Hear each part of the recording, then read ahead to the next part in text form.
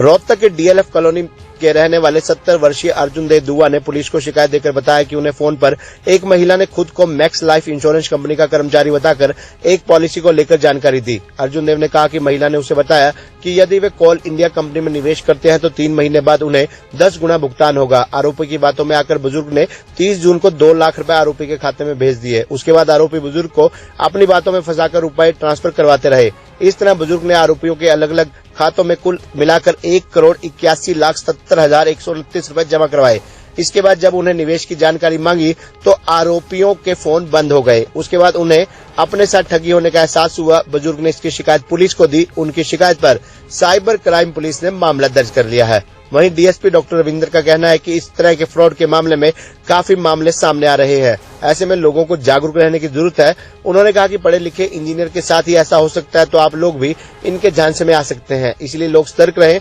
उन्होंने ये भी बताया कि 1,81,00,000 रुपए का फ्रॉड सामने आया है। ऐसे में शिकायत दर्ज कर ली गई है और आरोपियों की तलाश शुरू कर दी गई है। उन्होंने कहा कि जल्द ही आरोपी गिरफ्तार होंगे क्योंकि उन्होंने एक महत्वपूर्ण लीड भी मिली है। सारी जिंदगी हमने थोड़ा थोड़ा पैसा इकट्ठा करके जो सेविंग की थी वो बैंक में थी, मेरी भी मेरी वाइफ की भी। और एक दिन का वाक़या है, मेरे पास सुबह सुबह टेलीफोन आया। एक लेडी थी, बोलती है कि मैं मैक्स इंश्योरेंस कंपनी से बोल रही हूँ और आपके पास मैक्स इंश्योरेंस कंपनी की पॉलिसी है, उस पॉलिसी में कोई आपको प्रॉब्लम है? मैंने कहा जी कोई प्रॉब्लम नहीं है, 5 इंस्टॉलमेंट देनी थी 2017 से 2022 तक, वो मैंने दे दी है। कुछ इसके बारे में आगे आप ही बताओ, वे वापसी कब है और क्या होना है। ये बात तो उसने कोई जवाब दिया नहीं और मुझे कहा कि आप इनसे बात करो। वो इनसे कौन थे? वो मिस्टर RS रंधावा थे। उन्होंने कहा कि मैं RS रंधावा बोल रहा हूँ, मैंने कोल इंडिया कंपनी में 225 करोड़ रुपए का टेंडर लिया है और इसमें अगर आप इन्वेस्ट करना चाहते हो तो रिटर्न काफ़ी अच्छी हम देंगे।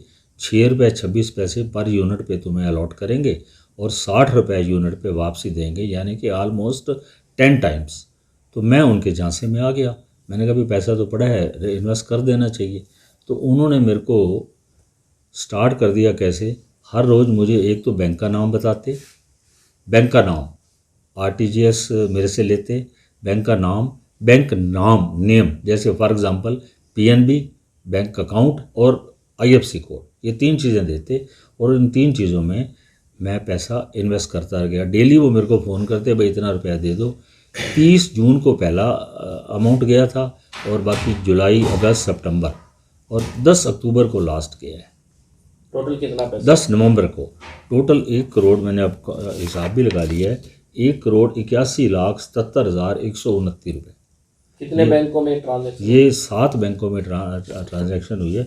उसकी डिटेल भी अब मैंने बना रखी है, जो मैं SHO क्राइम ब्रांच को दे के आया। अब क्या चाहते हैं आप? अब सर मेरी यही रिक्वेस्ट है कि जैसा मैंने रिक्वेस्ट की है, एक कंप्लेंट हमें अर्जुन देव के नाम से, जो कि DLF कॉलोनी रोहतक का रहने वाला, हमें प्राप्त हुई, जिसमें कि शिकायतकर्ता ने जो MS रंधावा, जो कि पंजाब का रहने वाला है, उस पर आरोप लगाए कि उसको 6 रुपये पर यूनिट के हिसाब से इन्वेस्टमेंट करके 60 रुपये पर यूनिट की इन्वेस्टमेंट का फ़ायदा लेने के एवज में उसने लगभग 1,80,00,000 के करीब जो पैसे हैं वो इन्वेस्ट करवाए, जो कि अंततः उनको कल पता चला कि जो उसने इन्वेस्टमेंट की थी किसी फ्रॉड व्यक्ति के जरिए वो इन्वेस्टमेंट की है, जो कि कल हमें शिकायत प्राप्त हुई। उस पर हमने IT एक्ट और 420 के मुकदमा दर्ज कर लिया है और आगे की जांच जारी है।